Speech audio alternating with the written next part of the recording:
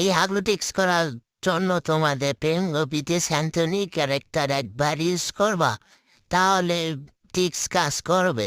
তোমরা অবজারভেটরিতে দোকানের ভিতর ঢুকতে চাইলে প্রথমে যেটা করবা, আগে দোকানে এখানে আইয়া পরে স্যান্টনি ক্যারেক্টার ইউজ করবা, একবার বড় ভালো মতন গুলার ফিট করবো। আমি যেভাবে করতেছি তারপর যখন স্যান্টনি ক্যারেক্টারটা ইউজ করবে তখন দেখতে পারবা দোকানের ভেতরে তোমরা ঢুকে গেছো।